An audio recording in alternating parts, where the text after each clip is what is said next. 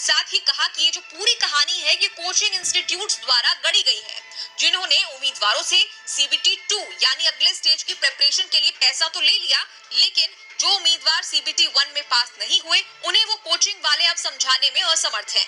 इसके अलावा जब न्यूज तक ने पूछा कि क्या रिजल्ट्स को रिवाइज किया जा सकता है, क्या नए रिजल्ट्स घोषित किए जा सकते हैं, तो उस पर बोर्ड ने कहा कि अब बीच में ऐसा कुछ नहीं होने वाला है, यानी नतीजे नहीं बदले जाने वाले हैं।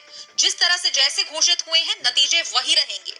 साथ ही रेलवे रिक्रूटमेंट बोर्ड ने अब एक नोटिफिकेशन को जारी करते हुए छात्रों द्वारा उठाए गए इन मुद्दों पर पॉइंट वाइज सफाई दी है।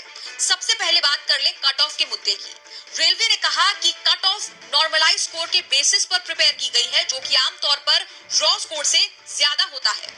बोर्ड ने आगे कहा कि कट ऑफ उस लेवल या पोस्ट पर निकाली गई नंबर ऑफ वैकेंसी पर डिपेंड करती है। चूंकि लगभग 35,000 रिक्तियों में से 10+2 उम्मीदवारों के लिए 21 आरआरबी में लगभग 10,500 रिक्तियां नोटिफाई की गई हैं। जहां ग्रेजुएट उम्मीदवार एलिजिबल हैं, वहां 10+2 के लिए कट ऑफ सामान्य स्कोर के आधार पर ग्रेजुएट उम्मीदवारों की तुलना में ज्यादा रहा है। अब दूसरे पॉइंट पर सफाई। कुछ उम्मीदवारों को एक से ज्यादा लेवल्स पर एलिजिबल माना गया है और शॉर्टलिस्ट किया गया है। रेलवे ने इस पर कहा कि चूंकि प्रत्येक स्तर पर अलग अलग कठिनाई ग्रेड के साथ दूसरे चरण की सीबीटी परीक्षा होगी, एक उम्मीदवार जिसे उच्च स्तर के पद के लिए शॉर्टलिस्ट किया गया है उसे निचले स्तर के सीबीटी में उपस्थित होने से वंचित नहीं किया जा सकता है अगर उम्मीदवार योग्यता में आ रहा है।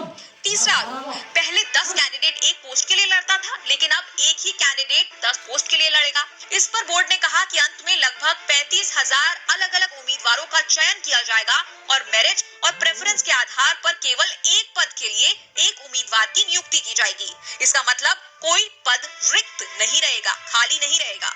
चौथा आरोप, आरआरबी ने नोटिफाइड वैकेंसीज के केवल 4 से 5 गुना उम्मीदवारों को ही शॉर्टलिस्ट किया है।